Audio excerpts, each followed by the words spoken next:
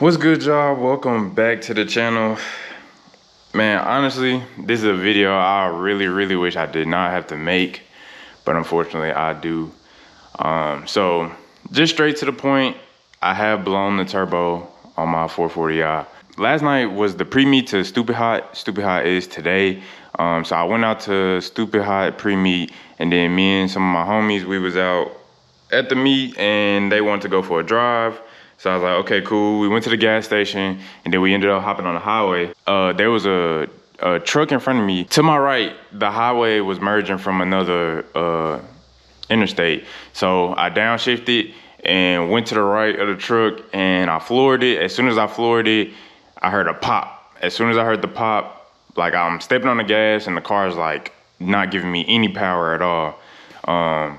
So I'm just like, I go into panic mode and then I lightly tapped again. Then the car's like pulling power like instantly as soon as I put my foot on the gas. So then I start smelling turbo. Like turbo has a specific smell to it. So I'm smelling turbo smells because I had my windows down. And then I look at my rear view and it's a big cloud of smoke. So I pull over to the side of the highway and my other homie, he pulled over in front of me and he walked back to the car and he looked underneath and he like, bro, you spilling a lot of oil underneath your car. So my first thought was I blew my engine or something, like, I don't know.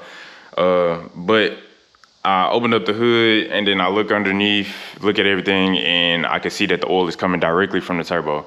So yeah, the turbo is blown on the car.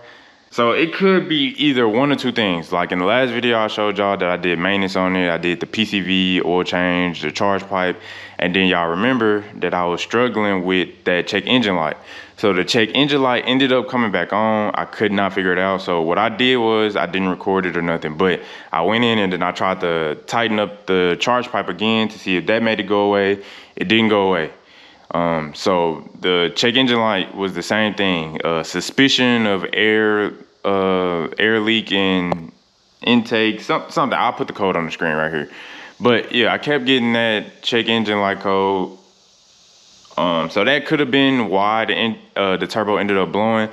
Another reason it could have ended up blowing is the fact that so this past week, one of my homies ended up getting an M3. He was real happy he ended up getting his car. So me and a bunch of other homies, we was like driving around with him, hitting back roads. I believe we hit back roads like 2 days in a row, and then another day we was racing. So like I was really putting a lot of pressure onto the turbo over the last 3-4 days. I think it was like 3-4 days. It was like 4 days straight. So I mean, yeah, it was 3 days straight.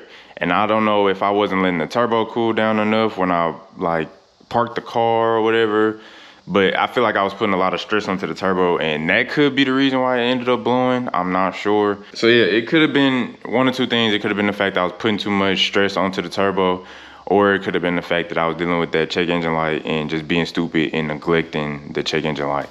So let me just show y'all real quick.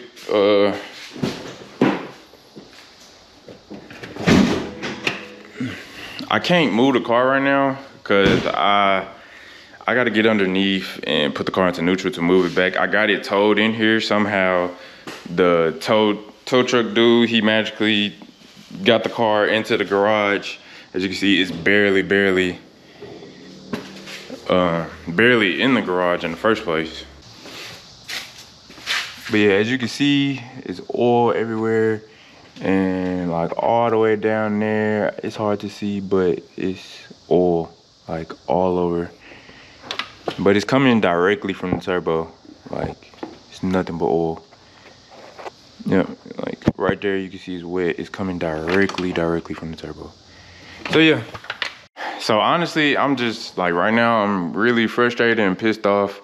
Really it's my fault. I can't blame nobody but myself. But a lot of people have been saying, oh yeah, it's time for big turbo, blah, blah, blah. But honestly, my main priority is just getting the car back running because like I said, this is my daily. I don't have another car. I was looking to get another car soon, but I just wasn't able to find anything that I wanted yet. But yeah, like that's why I wanted a daily for times like this. Like if anything goes wrong with this car, I always have a backup car. So yeah, my first priority is just getting the OEM stock turbo and putting it back on. That way the car can get back running. And then I do want to, before the end of the year, end up going big turbo. But like I said, priority first is just getting the car back running. But even though I am very, very frustrated in the moment, I'm just very, very happy and blessed that I didn't wreck, or it could have been a lot worse. I could have blew my engine. It just could have been a lot worse than what it is. So I'm just blessed that I made it back home. The car is back in the garage. And honestly, I'm just blessed to just still be here right now. But yeah, man, that's it for this video here. I just wanted to keep you guys updated with what's going on. I might not be as active on socials as I usually am.